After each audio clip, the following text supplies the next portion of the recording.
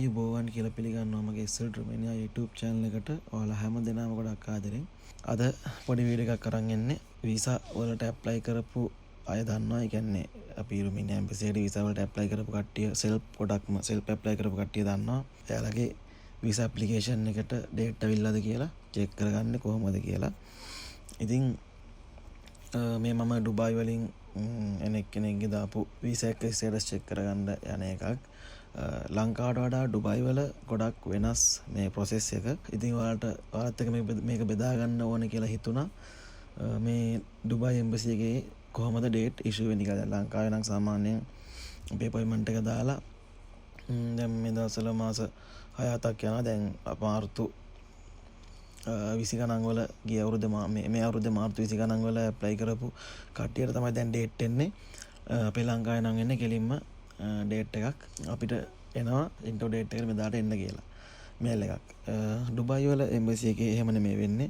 Dubai වල embassy එක ඊට වඩා වෙනස්.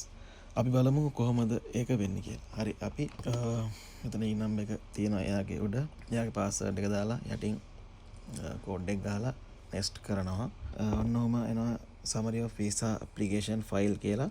යටින්ම තියෙනවා schedule appointment කියලා.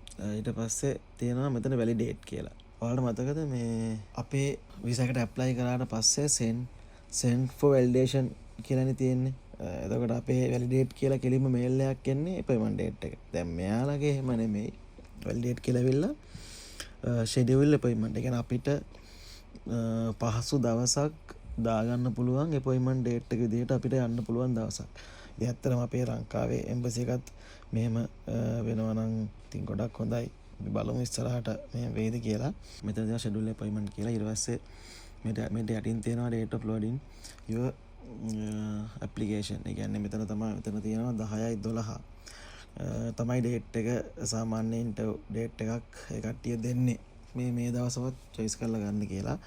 ඊට පස්සේ අපි 10/12 මේකට අපිට කැමති දවසක් දාන්න පුළුවන්. දැන් ඔයාලට හිතන්නකෝ මාවට දැන් මොකක් හරි ප්‍රශ්නයක් නිසා යන්න බෑ ඉන්ටර්විව් එකට මේ දවස්වල. ඊට පස්සේ ඔයාලට පුළුවන් මෙතන මේ කැලෙන්ඩර් අකුර තියෙන තැනට මේ අයිකන් එක තියෙන තැනට ගිහලා ඔයාලා ඩේට් එක සිලෙක්ට් කරලා ඊට පස්සේ මෙතන මේ නම්බර්ස් වගේක් තියෙන මේ සිලෙක්ට් කරන්න.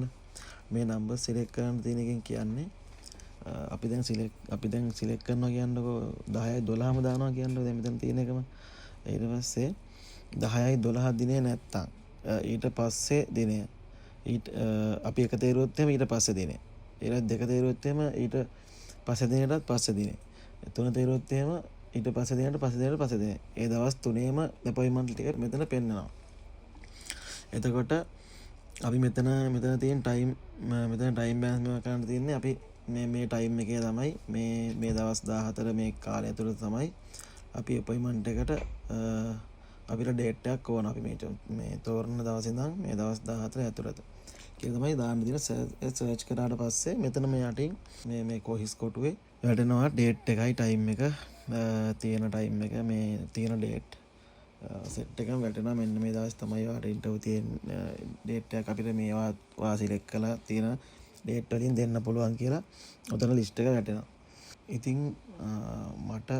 මම තෝරන වෙලාවේ මට මේකේ ආවේ 2025/11/17 ඩේට් එකක් තමයි ආවේ. මම ඩේට් බලලා ඩේට් තිබුණේ නැහැ. ඊට පස්සේ 11/17 ඩේට් එකක් තමයි ආවේ. ඉතින් ඒ කියන්නේ ඒ ඇප්ලිකන්ට් ඒ කාලේ තමයි යන්න 11 වෙනි මාසේ තමයි ඩේට් එක තමයි ඕන කිව්වේ. ඒ නිසා 11 වෙනි මාසේ ඩේට් මම බලනකොට 11/17 ඩේට් එකක් තමයි තිබේ. 11/40ට ඉන්ටර්විව් වෙන්න කියලා. ඉතින් අපි අරගෙන ෂෙඩියුල් කරලා සේව් කරාට පස්සේ අපිට මේල් එකක් එනවා. ඒ මේල් එක ආවට පස්සේ කෙලින්ම මෙතෙන්ට මේ විදිහට ආපහු අපිට එන විදිහටම මේ වගේ අපොයින්ට්මන්ට් කියලා වැටලා SC නම්බරයත් එක්ක ඩේට් එකයි ටයිම් එකයි ඒ ටික එනවා. මෙතන මේ බොක්ස් එකේ කියන්නේ ඔයා මාස 3කට කලින් ඇප්ලයි කරපු ඔරිජිනල් ඩොකියුමන්ට් එක අරන් එන්න ඕන සහ මාස 3ක බැංක් ස්ටේට්මන්ට් එකක් ඕන. ඒ කියන්නේ ඩුබායි වලින් දානවා නම් මාස 3ක බැංක් ස්ටේට්මන්ට් එකක් ඉල්ලනවා. සහ අලුත් පොලිස් රිපෝට් එකක් ඕනේ. සහ අලුත් මේ ට්‍රැවල් ඉන්ෂුරන්ස් එකක් ඕන. එතකොට ට්‍රැවල් ඉන්ෂුරන්ස් එකත් මෙයාලගේ සාමාන්‍යයෙන් අපේ වගේ නෙමෙයි. සති දෙකක් විතර පස්සට දාලා තමයි මෙයාලගේ ට්‍රැවල් ඉන්ෂුරන්ස් එක ගන්න ඕන. ඉස්සල්ලාම වැලිඩේට් කියලා එනකොට එන මේල් එක තමයි මේ තියෙන්නේ. 10යි 3 තමයි එතන පෙන්වලා තියෙන දිනේ. උනාට අපිට ෂෙඩියුල් කරගන්න තමයි එතන තියෙන්නේ. ඊට පස්සේ අපි ෂෙඩියුල් කරාට පස්සේ අපොයින්ට්මන්ට් එක කන්ෆර්ම් කියලා මේ වගේ මේල් එකක් එනවා. ඊට පස්සේ ඒකේ අපි සිලෙක්ට් කරපු ඩේට් එකයි ටයිම් එකයි එක්ක අර අපිට එනවා වගේ මේල් එකක් ආපහු එනවා. ඉතින් ඔන්න ඔහොම තමයි ඩුබායි වලින් ඇප්ලිකේෂන් එකක් දාලා ඩේට් වැලිඩේට් වුණාට පස්සේ අපි අපොයින්ට්මන්ට් එකක් දාගෙන ඒ වැඩ ටික කරගන්න ඩුබායි එම්බසි එකට යන්නේ. ඉතින් ඕක ඇත්තටම ගොඩක් කට්ටියට වැදගත් නැති දෙයක් වුණත් ඩුබායි වලින් ඇප්ලයි කරපු කෙනෙක්ට වැදගත් වෙයි කියලා හිතලා තමයි මම මේක ෂෙයා කරේ. මොකද ලංකාවට වඩා පොඩ්ඩක් වෙනස් විදිහට තමයි ඒ ඩුබායි වල රුමේනියා එම්බසි එකේ වැඩ ටික සිද්ධ වෙන්නේ. ඉතින් මේ වීඩියෝ එක නවත්තන්නම්. හැමදාම කියනවා වගේ රුමේනියාවට එන්න ලැබෙන වාසනාවන්ත අවුරුද්දක් වේවා මේ ගෙවෙන අවුරුද්ද. ඔයාලා හැමෝටම ගිහින් එන්නම්. ඔයාලට ජය වේවා.